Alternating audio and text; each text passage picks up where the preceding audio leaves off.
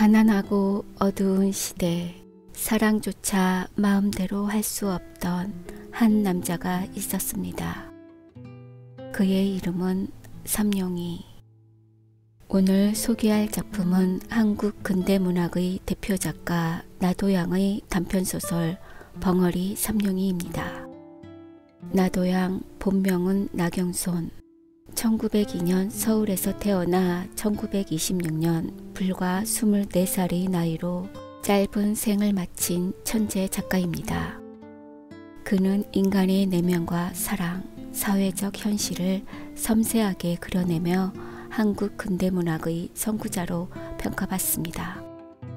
벙어리 삼룡이는 1920년대 일제강점기 신분과 계급의 벽이 여전히 높고 가난한 사람들의 삶이 억압받던 시대를 배경으로 합니다. 벙어리라는 이유로 차별받던 삼룡이의 순수한 사랑 이야기를 통해 나도양은 인간의 존엄과 사회의 불평등을 고발했습니다. 말하지 못해도 그의 마음은 누구보다 뜨거웠습니다. 순수한 사랑과 슬픈 현실이 교차하는 이야기. 나도양의 벙어리 삼룡이 작품 속으로 떠나보겠습니다.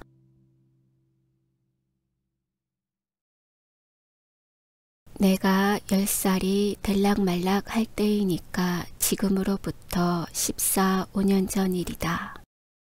지금은 그곳을 청엽정이라 부르지만 그때는 연화봉이라고 이름하였다.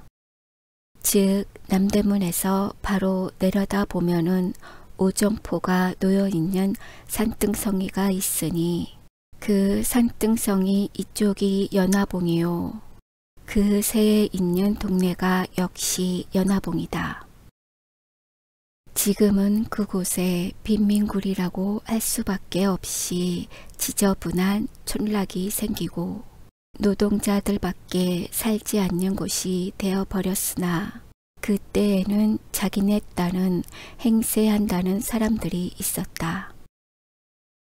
집이라고는 10여 호밖에 있지 않았고 그곳에 사는 사람들은 대개 과목밭을 하고 또는 채소를 심거나 아니면 콩나물을 길러서 생활을 하여 갔었다. 여기에 그중 큰 과목밭을 갖고 그중 여유 있는 생활을 하여 가는 사람이 하나 있었는데 그의 이름은 잊어버렸으나 동네 사람들이 부르기를 오생원이라고 불렀다. 얼굴이 동탕하고 목소리가 마치 여름에 버드나무에 앉아서 길게 목 느려우는 매미소리 같이 저르렁 저르렁 하였다. 그는 몹시 부지런한 중년 늙은이로 아침이면 새벽 일찍이 일어나서 앞뒤로 뒷짐을 지고 돌아다니며 집안일을 보살피는데 그 동네에는 그가 마치 시계와 같아서 그가 일어나는 때가 동네 사람이 일어나는 때였다. 만일 그가 아침에 돌아다니며 잔소리를 하지 않으면 동네 사람들이 이상하여 그의 집으로 가보면 그는 반드시 몸이 불편하여 누웠었다. 그러나 그와 같은 때는 1년 360일에 한 번 있기가 어려운 일이요. 이태나 3년에 한 번 있거나 말거나 하였다. 그가 이곳으로 이사를 온 지는 얼마 되지는 아니하나 언제든지 감투를 쓰고 다니므로 동네 사람들은 양반이라고 불렀고 또 그 사람도 동네 사람들에게 그리 인심을 잃지 않으려고 석 달이면 북어회, 김톳을 동네 사람에게 나눠주며 농사 때에 쓰는 연장도 넉넉히 장만한 후 아무 때나 동네 사람들이 쓰게 하므로 그 동네에서는 가장 인심후하고 존경을 받는 집인 동시에 세력 있는 집이다. 그 집에는 삼룡이라는 벙어리 하인 하나가 있으니 키가 본시 크지 못하여 땅딸보로 되었고 고개가 빼지 못하여 몸뚱이에 대강이를 갖다가 붙인 것 같다. 거기다가 얼굴이 몹시 얽고 입이 크다. 머리는 전에 새꼬랑지 같은 것을 주인의 명령으로 깎기는 깎았으나 불밤송이 모양으로 언제든지 푸 하고 일어섰다.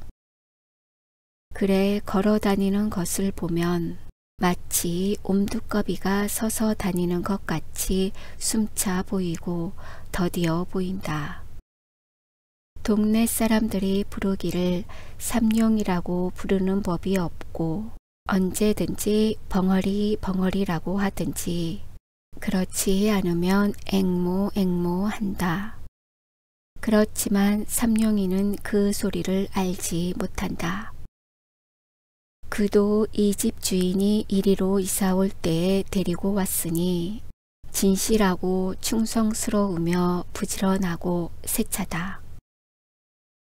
눈치로만 지내가는 벙어리지만은 듣는 사람보다 슬기로운 적이 있고 평생 조심성이 있어서 결코 실수한 적이 없다.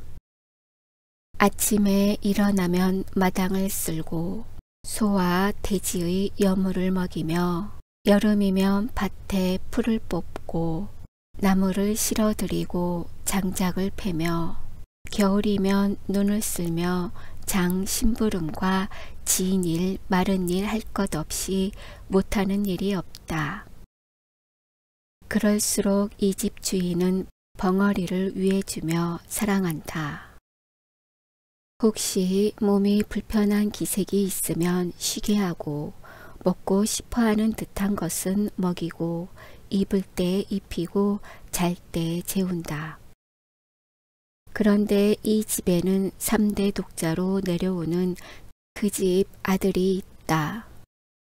나이는 17살이나 아직 14살도 되어 보이지 않고 너무 귀엽게 기르기 때문에 누구에게든지 버릇이 없고 어리광을 부리며 사람에게나 짐승에게 잔인 포악한 짓을 많이 한다. 동네 사람들은 후레자식, 아빅 속상하게 할 자식, 저런 자식은 없는 것만 못해 하고 욕들을 한다. 그래서 그의 어머니는 아들이 잘못할 때마다 그의 영감을 보고 그 자식을 좀 때려 죽으려 왜 그런 것을 보고 가만두?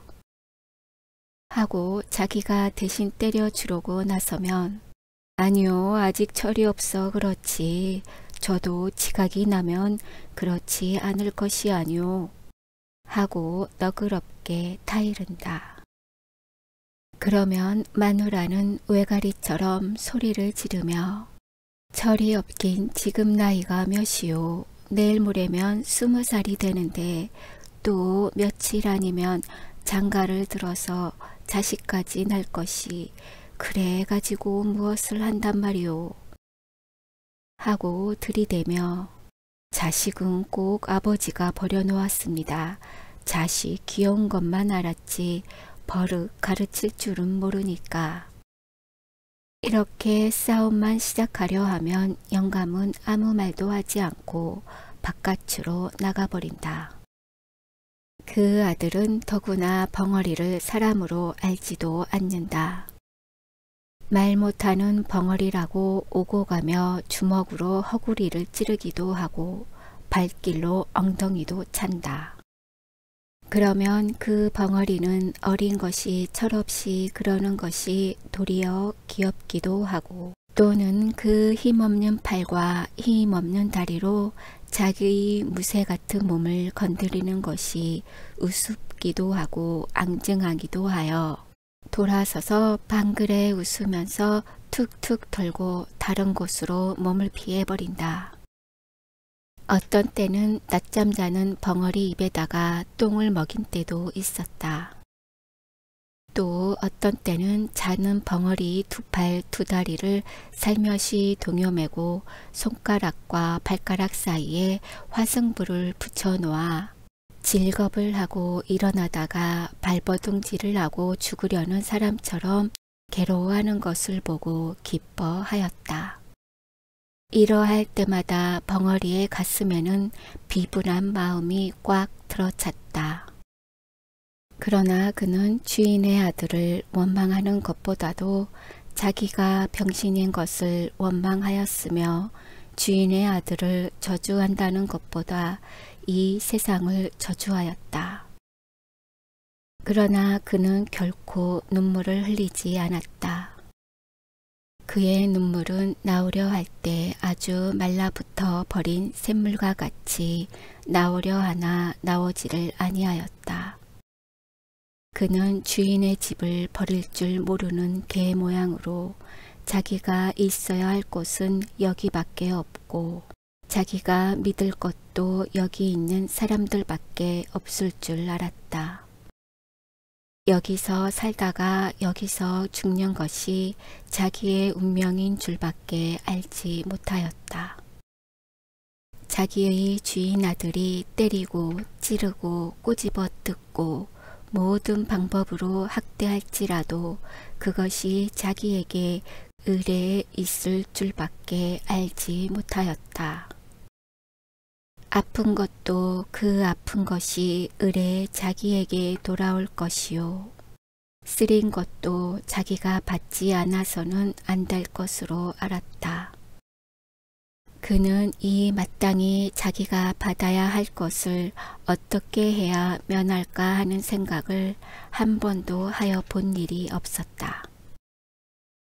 그가 이 집에서 떠나가려거나 또는 그의 생활 환경에서 벗어나려는 생각은 한 번도 해보지 못하였다 할지라도 그는 언제든지 그 집 아들이 자기를 학대하고 또는 자기를 못살게 굴 때 그는 자기의 주먹과 또는 자기의 힘을 생각하여 보았다. 주인 아들이 자기를 때릴 때 그는 주인 아들 하나쯤은 넉넉히 제지할 힘이 있는 것을 알았다. 어떠한 때는 아픔과 쓰림이 자기의 몸으로 스며들 때면 그의 주먹은 떨리면서 어린 주인의 몸을 치료하다가는 그것을 무서운 고통과 함께 꽉 참았다. 그는 속으로 아니다. 그는 나의 주인의 아들이다. 그는 나의 어린 주인이다. 하고 꾹 참았다. 그리고는 그것을 얼핏 잊어버렸다. 그러다가도 동네집 아이들과 혹시 장난을 하다가 주인 아들이 울고 들어올 때에는 그는 황소같이 날뛰면서 주인을 위하여 싸웠다. 그래서 동네에서도 어린애들이나 장난꾼들이 벙어리를 무서워하여 감히 덤비지를 못하였다. 그리고 주인 아들도 위급한 경우에는 언제든지 벙어리를 찾았다. 벙어리는 얻어맞으면서도 기어드는 충견 모양으로 주인의 아들을 위하여 싫어하지 않고 힘을 다하였다. 벙어리가 23살이 될 때까지 그는 물론 이성과 접촉할 기회가 없었다. 동네의 처녀들이 저를 벙어리 벙어리 하며 괴상한 손짓과 몸짓으로 놀려먹음을 받을 적에 분하고 곤란한 중에도 느긋한 즐거움을 느끼어 본 일은 있었으나 그가 결코 사랑으로서 어떠한 여자를 대해본 일은 없었다. 그러나 정욕을 가진 사람인 벙어리도 그의 피가 차디 찰 리는 없었다. 꼭 그의 피는 더욱 뜨거웠을는지도 알 수 없었다. 뜨겁다 뜨겁다 못하여 엉기어 버린 엿과 같을지도 알 수 없었다. 만일 그에게 볕을 주거나 다시 뜨거운 열을 준다면 그의 피는 다시 녹을는지도 알 수 없었다. 그가 깜빡깜빡하는 기름 등장 아래에서 밤이 깊도록 집신을 삼을 때면 남모르는 한숨이 아니 쉬는 것도 아니지만은 그는 그것을 곧 억제할 수 있을 만큼 정욕에 대하여 벌써부터 단념을 하고 있었다. 마치 언제 폭발이 될는지 알지 못하는 휘화산 모양으로 그의 가슴속에는 충분한 정열을 깊이 감추어 놓았으나 그것이 아직 폭발될 시기가 이르지 못한 것이었다. 비록 폭발이 되려고 무섭게 격동함을 벙어리 자신도 느끼지 않는 바는 아니지만은 그는 그것을 폭발시킬 조건을 얻기 어려웠으며 또는 자기가 여태까지 능동적으로 그것을 나타낼 수가 없을 만큼 외계의 압축을 받았으며 그것으로 인한 이지가 너무 그에게 자제력을 강대하게 하여 주는 동시에 또한 너무 그것을 단념만 하게 하여 주었다. 속으로 나는 벙어리다 자기가 생각할 때 그는 몹시 원통함을 느끼는 동시에 나는 말하는 사람들과 똑같은 자유와 똑같은 권리가 없는 줄 알았다. 그는 이와 같은 생각에서 언제든지 단념 않으려야 단념하지 않을 수 없는 그 단념이 쌓이고 쌓여 지금에는 다만 한 개의 기계와 같이 이 집의 노예가 되어 있으면서도 그것을 자기의 천직으로 알고 있을 뿐이요. 다시는 자기가 살아갈 세상이 없는 것 같이 밖에 알지 못하게 된 것이다. 그해 가을이다. 주인의 아들이 장가를 들었다. 색시는 신랑보다 2살 위인 19살이다. 주인이 본시 자기가 언제든지 문벌이 얕은 것을 한탄하여 신부를 구할 때에 첫째 조건이 문벌이 높아야 할 것이었다. 그러나 문벌이 있는 집에서는 그리 쉽게 색시를 내놓을 리가 없었다. 그러므로 하는 수 없이 그 어떠한 영락한 양반의 딸을 돈을 주고 사오다시피 하였으니 무남 동녀의 딸을 둔 남촌 어떤 가부를 꿀을 발라서 약혼을 하고 혹시나 무슨 딴소리가 있을까 하여 부랴부랴 성례식을 시켜버렸다. 혼인할 때의 비용도 그때의 돈으로 3만냥을 썼다. 그리고 아들의 처갓집에 며느리 뒷보아주는 바느질싹, 빨래싹이라는 명목으로 한 달에 2,500냥씩을 대어주었다.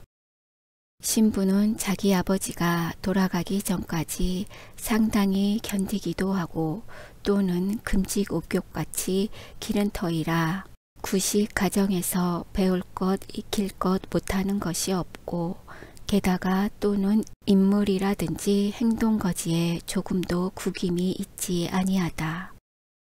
신부가 오자 신랑의 흠절이 생기기 시작하였다. 신부에게다 대면 두루미와 까마귀지. 아직도 철딱서니가 없어. 색시에게 쥐어 지내겠지. 신랑에겐 과하지. 동네집 말 좋아하는 여편네들이 모여 앉으면 이렇게 비평들을 한다. 어떠한 남의 걱정 잘하는 마누라님은 간혹 신랑을 보고는 그대로 세워놓고 글쎄 인제는 어른이 되었으니 셈이 좀 나요. 저리고 어떻게 색시를 거느려 가누. 색시방에 들어가기가 부끄럽지 않담. 하고 들이대다시피 하는 일이 있다. 이럴 적마다 신랑의 마음은 그 말하는 이들이 미웠다. 일부러 자기를 부끄럽게 하려고 하는 것 같아서 그 후에 그를 만나면 말도 안 하고 인사도 하지 아니한다. 또 그의 고모되는 이가 와서 자기 조카를 보고 인제는 어른이야. 너도 그만하면 지각이 날 때가 되지 않았니? 네 처가 부끄럽지 아니하냐? 하고 타이를 적마다 그의 마음은 그 말하는 사람이 부끄럽다는 것보다도 자기를 이렇게 하게 한 자기 아내가 더욱 밑살머리스러웠다. 여편네가 다 무엇이냐. 저 빌어먹을 년이 들어오더니 나를 이렇게 못살게들 굴지. 혼이 난 지 며칠이 못되어 그는 색시방에 들어가지를 않았다. 집안에서는 야단이 났다. 마치 돼지나 말 새끼를 혼례시키려는 것 같이 신랑을 색시방으로 집어넣으려 하나 막무가내였다. 그럴 때마다 신랑은 손에 닥치는 대로 집어때려서 자기의 외사촌 누이 이마를 뚫어서 피까지 나게 한 일이 있었다. 집안 식구들이 하는 수가 없어 맨 나중에는 아버지에게 밀었다. 그러나 그것도 소용이 없을 뿐더러 풍파를 더 일으키게 하였다. 아버지께 꾸중을 듣고 들어와서는 다짜고짜로 신부의 머리채를 쥐어잡아 마루 한복판에 태지를 쳤다. 그리고는 이년 네 집으로 가거라. 보기 싫다. 내 눈앞에는 보이지도 마라 하였다. 밥상을 가져오면 그 밥상이 마당 한복판에서 제주를 넘고 옷을 가져오면 그 옷이 쓰레기통으로 나간다. 이리하여 색시는 시집 오던 날부터 팔자 한탄을 하고서 날마다 밤마다 우는 사람이 되었다. 울면 요사스럽다고 때린다. 또 말이 없으면 빙축 맞다고 친다. 이리하여 그 집에는 평화스러운 날이 하루도 없었다. 이것을 날마다 보는 사람 가운데 알 수 없는 의혹을 품게 된 사람이 하나 있으니 그는 곧 벙어리 삼룡이었다. 그렇게 예쁘고 유순하고 그렇게 얌전한 벙어리의 눈으로 보아서는 감히 손도 대지 못할 만큼 선녀 같은 색시를 때리는 것은 자기의 생각으로는 도저히 풀 수 없는 의심이었다. 보기에도 황홀하고 건드리기도 황홀할 만큼 숭고한 여자를 그렇게 하대한다는 것은 너무나 세상에 있지 못할 일이다. 자기는 주인 세서방에게 개나 돼지같이 얻어맞는 것이 마땅한 이상으로 마땅하지만은 선녀와 짐승의 자가 있는 색시와 자기가 똑같이 얻어맞는 것은 너무 무서운 일이다. 어린 주인이 천벌이나 받지 않을까 두렵기까지 하였다. 어떠한 달밤 사면은 고요 적막하고 별들은 드문드문 눈둘만 깜빡이며 반달이 공중에 뚜렷이 달려있는 수은으로 세상을 깨끗하게 닦아낸 듯이 청명한데 삼룡이는 검둥개 등을 쓰다듬으며 바깥마당 멍석 위에 비스시 드러누워 하늘을 쳐다보며 생각하여 보았다. 주인 색시를 생각하면 공중에 있는 달보다도 더 곱고 별들보다도 더 깨끗하였다. 주인 색시를 생각하면 달이 보이고 별이 보이었다. 삼라만상을 씻어내는 은빛보다도 더 흰 달이나 별의 광채보다도 그의 마음이 아름답고 부드러운 듯 하였다. 마치 달이나 별이 땅에 떨어져 주인 새아씨가 된 것도 같고 주인 새아씨가 하늘에 올라가면 달이 되고 별이 될 것 같았다. 더구나 자기를 어린 주인이 때리고 꼬집을 때 감히 입 벌려 말은 하지 못하나 치근하고 불쌍히 여기는 정이 그의 두 눈에 나타나는 것을 다시 생각할 때 그는 부들부들한 개등을 어루만지면서 감격을 느꼈다. 개는 꼬리를 치며 자기를 귀여워하는 줄 알고 벙어리에 손을 핥았다. 삼룡이의 마음은 주인 아씨를 동정하는 마음으로 가득 찼다. 또는 그를 위하여서는 자기의 목숨이라도 아끼지 않겠다는 의분에 넘치었다. 그것은 마치 살구를 보면 입속에 침이 도는 것 같이 본능적으로 느껴지는 감정이었다. 새댁이 온 뒤에 다른 사람들은 자유로운 안출입을 금하였으나 벙어리는 마치 개가 맘대로 안에 출입할 수 있는 것 같이 아무 의심 없이 출입할 수가 있었다. 하루는 어린 주인이 먹지 않던 술이 잔뜩 취하여 무지한 놈에게 맞아서 길에 자빠진 것을 업어다가 안으로 들어다 누인 일이 있었다. 그때에 아무도 안에 있지 않고 다만 새색시 혼자 방에서 바느질을 하고 있다가 이 꼴을 보고 벙어리의 충선된 마음이 고마워서 그 후에 쓰던 비단 헝겊 조각으로 부시쌈지 하나를 만들어준 일이 있었다.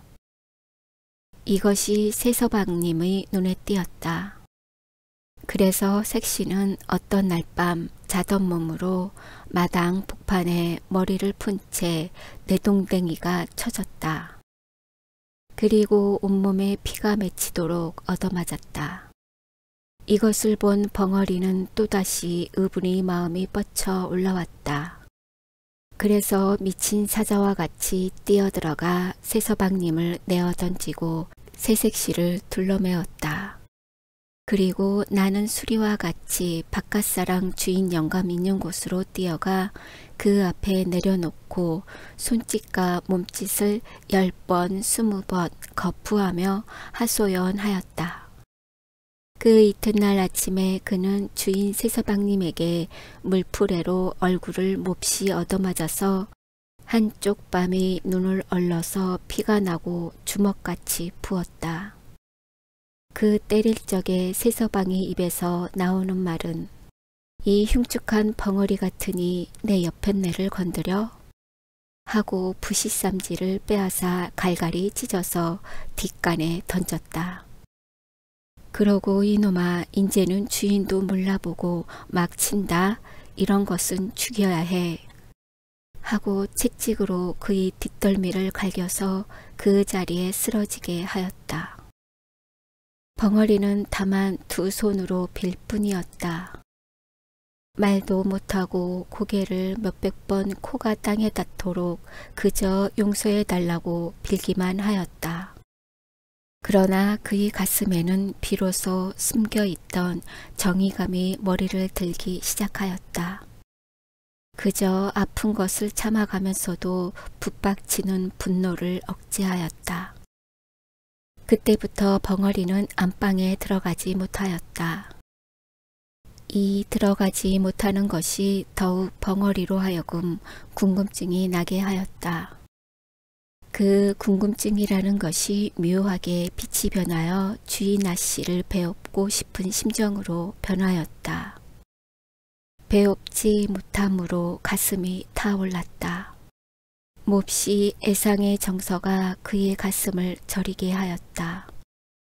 한 번이라도 아씨를 배울 수만 있으면 하는 마음이 나더니 그의 마음의 넋은 느끼기를 시작하였다.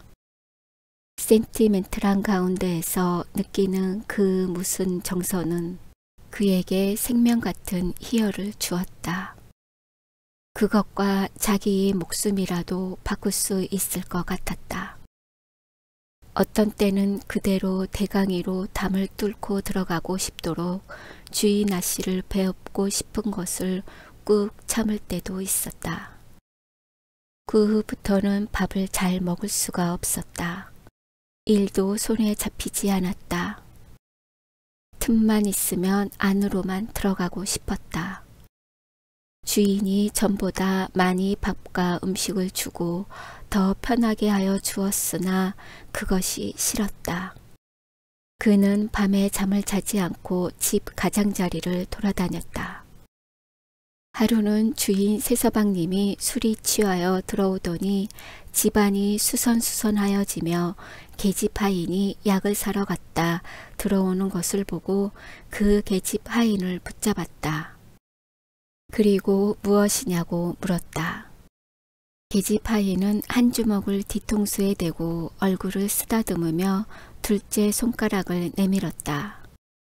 그것은 그 집 주인은 엄지손가락이요.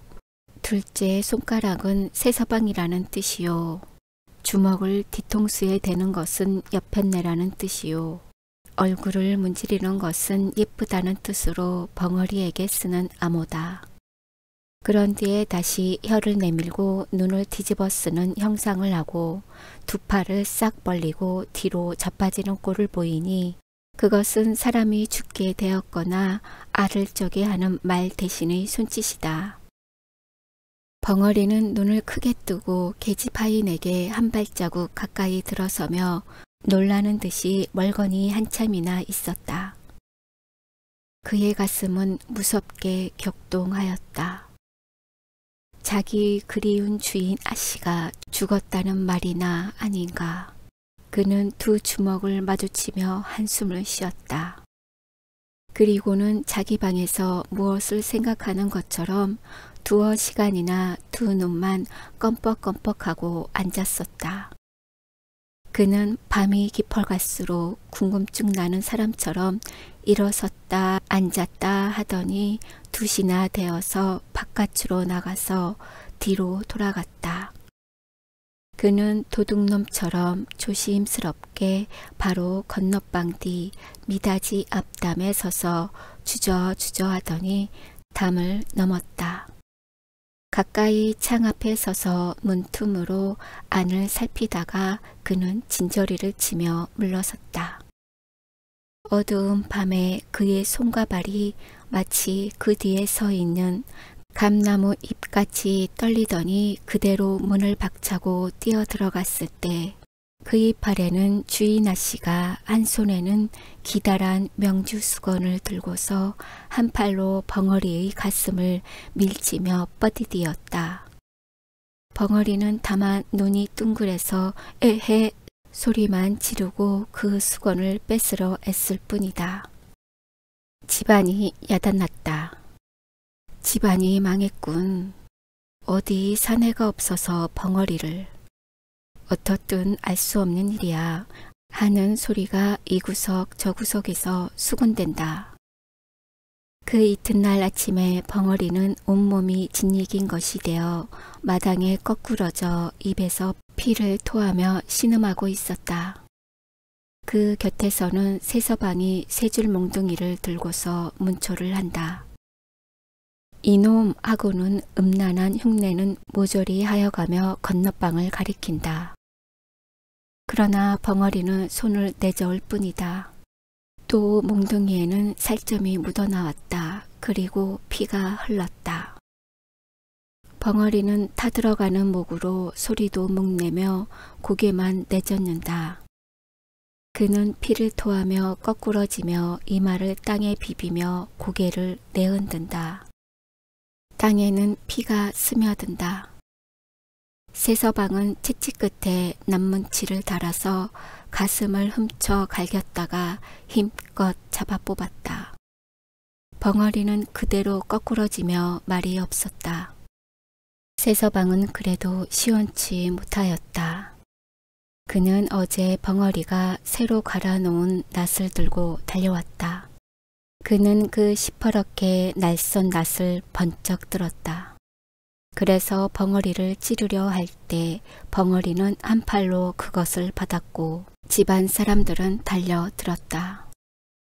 벙어리는 낫을 뿌리쳐 저리로 내던졌다. 주인은 집안이 망하였다고 사랑에 누워서 모든 일을 들은 채 만 채 문을 닫고 나오지를 아니하며 집 안에서는 색시를 쫓는다고 야단이다. 그날 저녁에 벙어리는 다시 끌려 나왔다. 그때에는 주인 새서방이 그의 입던 옷과 신짝을 주며 눈을 부릅뜨고 손을 멀리 가리키며 가 인제는 우리 집에 있지 못한다 하였다. 이 소리를 듣는 벙어리는 기가 막혔다. 그에게는 이 집 외에 다른 집이 없다. 살 곳이 없었다. 자기는 언제든지 이 집에서 살고 이 집에서 죽을 줄밖에 몰랐다. 그는 세서방님의 다리를 껴안고 애걸하였다. 말도 못하는 것을 몸짓과 표정으로 간곡한 뜻을 표하였다. 그러나 세서방님은 발길로 지르고 사람을 불렀다. 이놈을 좀 내쫓아라. 벙어리가 죽은 개 모양으로 끌려 나갔다. 그리고 대갈배기를 개천 구석에 들이박히면서 나가 곤드라졌다가 일어서서 다시 들어오려 할 때에는 벌써 문이 닫혀 있었다. 그는 문을 두드렸다. 그의 마음으로는 주인 영감을 찾았으나 부를 수가 없었다. 그가 날마다 열고 날마다 닫던 문이 자기가 지금은 열려하나 자기를 내어 쫓고 열리지를 않는다. 자기가 건사하고 자기가 거두던 모든 것이 오늘에는 자기의 말을 듣지 않는다. 어려서부터 지금까지 모든 정성과 힘과 뜻을 다하여 충성스럽게 일한 값이 오늘에는 이것이다. 그는 비로소 믿고 바라던 모든 것이 자기의 원수란 것을 알았다. 그는 모든 것을 없애버리고 자기도 또한 없어지는 것이 나은 것을 알았다. 그날 저녁 밤은 깊었는데 멀리서 닭이 우는 소리와 함께 개 짖는 소리만이 들린다. 난데없는 화염이 벙어리 있던 오생원 집을 애워쌌다. 그 불을 미리 놓으려고 준비하여 놓았는지 집 가장자리 쪽 돌아가며 흩어놓은 불에 모조리 돌라붙어 공중에서 내려다보면 집의 윤곽이 선명하게 보일 듯이 타오른다. 불은 마치 피 묻은 살을 맛있게 잘라먹는 요마의 혓바닥처럼 날름날름 집 한 채를 삽시간에 먹어버리었다. 이와 같은 화염 속으로 뛰어들어가는 사람이 하나 있으니 그는 다른 사람이 아니라 낮에 이 집을 쫓겨난 삼룡이다.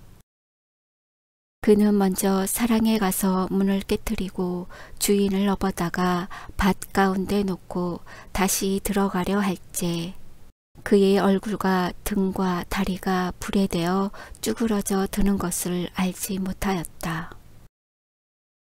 그는 건너방으로 뛰어들었다. 그러나 색시는 없었다. 다시 안방으로 뛰어들었다. 그러나 또 없고 세서방이 그의 팔에 매달리어 구원하기를 애원하였다. 그러나 그는 그것을 뿌리쳤다.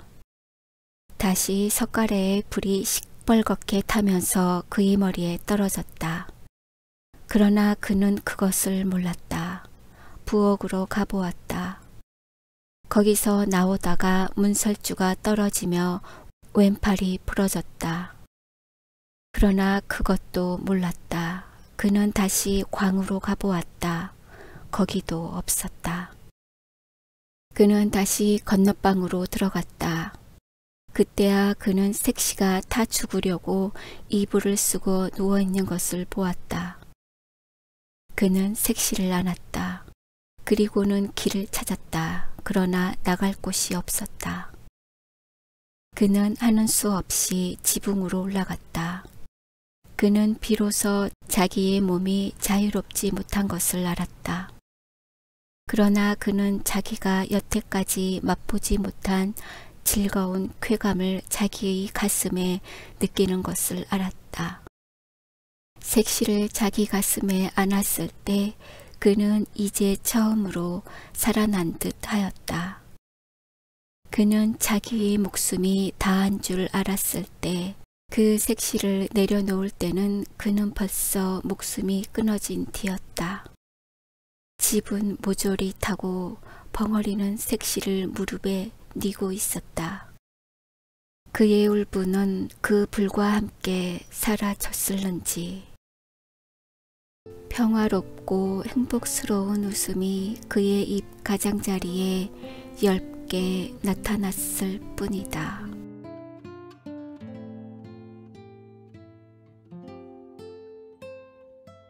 문학이 더 흥미로워지는 채널 구독하고 함께 읽어요.